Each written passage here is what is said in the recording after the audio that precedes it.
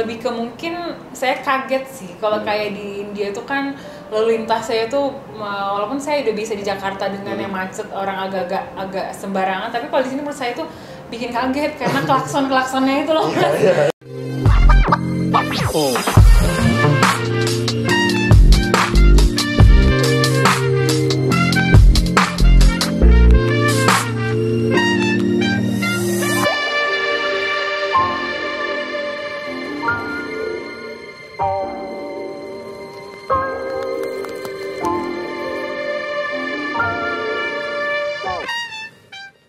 Assalamualaikum, salam namaste. Kembali lagi di channel Indindo Project. Saya Jikri Taufik. Kali ini saya bersama seorang wanita muda, seorang istri diplomat yang sedang bertugas di India. Apa sih Mbak tantangan menjadi seorang istri diplomat, apalagi saat ini bertugas di negara India? Dari pengalaman saya, walaupun memang belum sampai setahun, tapi udah cukup merasakan juga gitu. Yang sebenarnya yang paling tantangan paling besar sih menurut saya ketika harus bertemu dari negara lain, diplomat dari negara lain gitu. Walaupun memang karena kondisi lockdown belum banyak bertemu, tapi udah ada. Tantangannya ini karena kadang mereka tuh sering nanya tentang negara kita. Jadi pasti kita sebagai warga negara Indonesia harus tahu gitu. Walaupun memang saya juga cukup mengikuti berita tentang Indonesia seperti apa dan memang sangat tertarik juga dulunya dengan budaya Indonesia, tapi ternyata apa yang saya tahu itu nggak cukup, Mas. Jadi kadang-kadang misalnya mereka nanya tentang budaya gitu kan, atau tentang Bali, apalagi kan kita bertemu dengan warga negara asing, nggak cuma diplomat. Nanti kan kayak saya nih tinggal di apartemen, landlord saya punya apartemennya orang India, warga negara India. Mereka tuh sangat namanya warga negara asing ketemu warga negara lainnya pasti semangat ya bertanya tentang negara kita gitu. Nah kalau kita sebagai diplomat yang dimana diplomat itu adalah merepresentasikan Indonesia, tapi kita nggak tahu, jadi nggak kayak kurang pas aja gitu, Mas. Jadi tantangan, jadi kayak jangan sampai dia bahkan nanya, oke kalau ditanya tentang Bali kan kita emang tahu, jangan sampai ditanya hal lain ternyata kita nggak tahu. Kita memang harus bisa menguasai tentang budaya kita, dan juga nantinya kalau udah nggak lockdown, nggak pandemi, kita pun juga nantinya harus menguasai negara yang kita sekarang tempati, supaya nanti ketika misalnya ada tamu dari Indonesia, kita juga bisa cerita. Jadi kita harus mencintai dua negara. Indonesia udah wajib nih, negara di mana kita tempatkan juga harus kita kuasain gitu. Jadi kayak sekarang saya kalau mau jalan-jalan gitu, Mas, ke Taj Mahal, nggak cuma jalan-jalan untuk foto, nggak cuma untuk vlog gitu, nggak cuma riset juga ya. Saya riset juga, saya harus tahu nih historinya apa supaya saya nanti next time mungkin ada tamu, saya diminta untuk dampingin, saya bisa cerita tuh. Jangan sampai minta tour guide doang, tapi diam doang kan gak enak ya nanti, karena gimana ya nanti, karena tantangannya ini adalah ketika misalnya ada sesuatu image yang kurang bagus tentang istri, yang image yang tercoreng itu juga suami juga terkena dampak gitu, ya. Ada lagi nggak selain itu tantangan menjadi seorang istri diplomat? Kalau yang lain sih enggak, kebetulan kan kita lagi di India tuh, jadi India juga mereka secara bahasa sehari-harinya juga Inggris, bahasa Inggris cukup bagus karena jajahan Inggris sebelumnya, jadi nggak begitu jadi isu. Jadi yang memang benar-benar paling menantang itu. Dan ada lagi sih sebenarnya kalau tantangan secara personal sih penyesuaian status gitu, karena kan sebelumnya saya bekerja dan sekarang menjadi ibu rumah tangga. Sebenarnya tantangan kalau secara pekerjaan suami yang tadi, kalau tantangan secara personal adalah perubahan penyesuaian dari yang tadinya bekerja tiba-tiba, tapi saya memang seneng gitu, cuma kan pasti ada penyesuaian ya, Mas. Betul. Selama tinggal di India, mendampingi suami, mulai dari lingkungan sekitar, kemudian makanan dan lain-lain, boleh berbagilah dengan kita nih. Gimana, Mbak? Kalau sukanya tuh banyak banget sebenarnya. Saya bagi yang suka traveling, suka tempat baru. Nemu apa aja tuh, kayak setiap hari saya rasa tuh saya lagi traveling di sini. Enak juga itu. Iya, jadi yang sukanya itu ya saya senang kalau berkunjung ke ini, Mas, ke tempat-tempat wisatanya gitu, kayak kemarin kita. Tapi karena memang masih baru, jadi kayak ke Taj Mahal, terus kemarin karena pernah ke Shimla juga, daerah utaranya itu. Jadi menurut saya senang banget gitu, karena budayanya baru yang baru saya tahu, dan bagus banget bangunannya, lingkungannya, dan struktur bangunannya itu benar-benar bagus gitu. Dan yang kedua, saya suka banget dengan aksesoris India, kain-kain India gitu, Mas.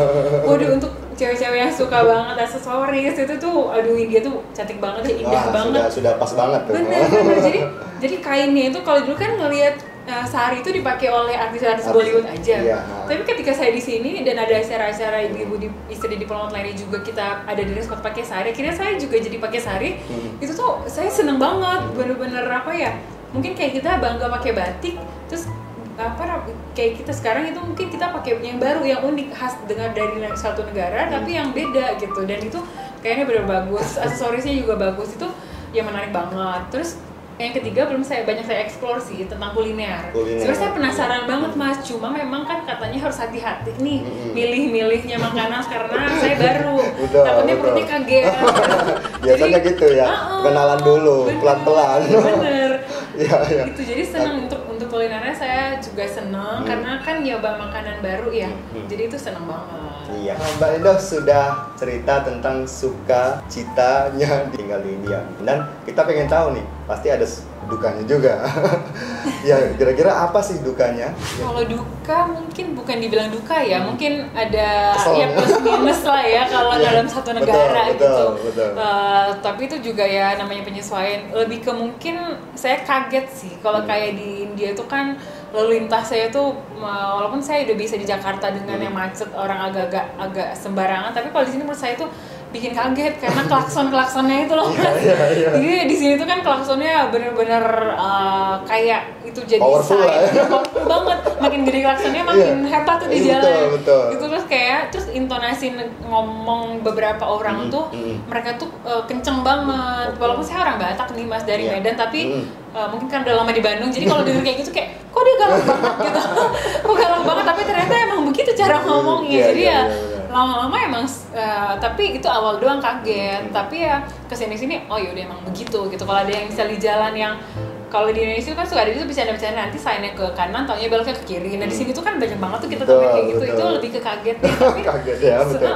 Sekarang culture shock lah ya. Bener, culture shocknya banget. Jadi kalau sekarang nemuin gitu akhirnya ya oh ya udah gitu ya, emang ya gitu lah. Ya pelan-pelan menyesuaikan. Nah, yang terakhir ada nggak pesan-pesan buat teman-teman menjadi seorang istri diplomat tuh kita harus apa sih gitu? Oh iya.